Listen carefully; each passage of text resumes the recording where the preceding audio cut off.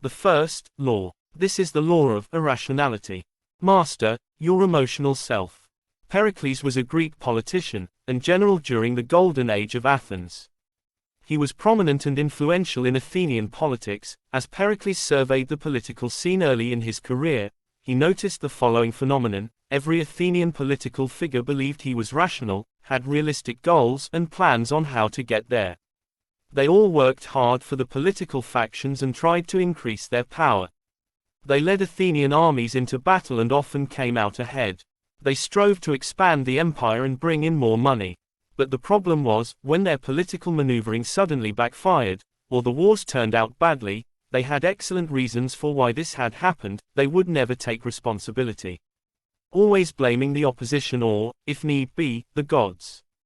And yet, if all these men were so rational, why did their policies add up to so much chaos and self-destructiveness?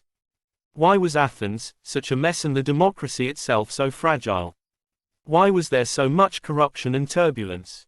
The answer was simple: his fellow Athenians were not rational at all, merely selfish and shrewd. What guided the decisions was their base emotions, hunger for power, attention, and money. And for those purposes they could be very tactical and clever, but none of their maneuvers led to anything that lasted or served the overall interests of the democracy.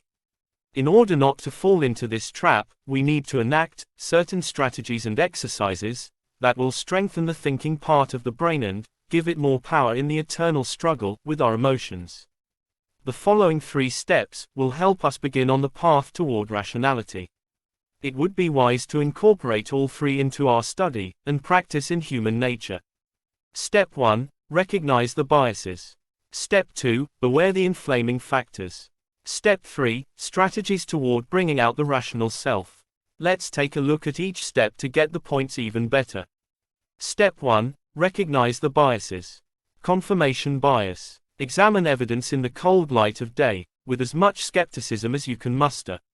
Your first impulse should always be to find the evidence that disconfirms your most cherished beliefs and those of others. That is true science. Conviction bias. I believe in this idea so strongly. It must be true. We hold on to an idea that is secretly pleasing to us, but deep inside we might have some doubts as to its truth. Appearance bias. I understand the people I deal with. I see them just as they are. People who are good-looking generally seem more trustworthy, particularly politicians or successful people. The group bias. My ideas are my own. I do not listen to the group. I am not a conformist. If someone is on the right or the left, their opinions will almost always follow the same direction on dozens of issues, as if by magic. And yet few would ever admit this influence on their thought patterns. The blame bias. I learn from my experience and mistakes.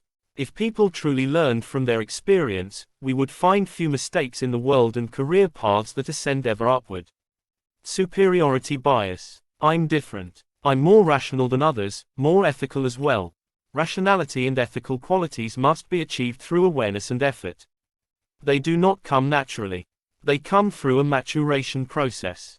Step 2. Beware the inflaming factors. Low-grade emotions continually affect our thinking, and they originate from our own impulses, for instance, the desire for pleasing and comforting thoughts. High-grade emotion, however, comes at certain moments, reaches an explosive pitch, and is generally sparked by something external, a person who gets under our skin, or particular circumstances. And inflaming factors usually occur due to the following. 1. Trigger points from early childhood. 2. Sudden gains or losses. 3. Rising pressure. 4. Inflaming individuals. 5. The group effect. Step 3. Strategies toward bringing out the rational self. Know yourself thoroughly. The emotional self thrives on ignorance. The moment you are aware of how it operates and dominates you is the moment it loses its hold on you and can be tamed. Therefore, your first step toward the rational is always inward. You want to catch that emotional self in action. For this purpose, you must reflect on how you operate under stress. What particular weaknesses come out in such moments: the desire to please, to bully, or control, deep levels of mistrust. Examine your emotions to their roots. You are angry. Let the feeling settle from within, and think about it. Was it triggered by something seemingly trivial or petty? That is a sure sign that something or someone else is behind it. Perhaps, a more uncomfortable emotion is at the source, such as envy or paranoia. Increase your reaction time. Consider this like resistance training. The longer you can resist reacting, the more mental space you have for actual reflection, and the stronger your mind will become. Accept people as facts. Interactions with people are the major source of emotional turmoil, but it doesn't have to be that way. The problem is that we are continually judging people, wishing they were something that they are not. Make understanding people a fun game, the solving of puzzles. It is all part of the human comedy. Yes, people are irrational, but so are you. Find the optimal balance of thinking and emotion. Try to maintain a perfect balance between skepticism, rider, and curiosity, horse. In this mode you are skeptical about your own enthusiasms and those of others.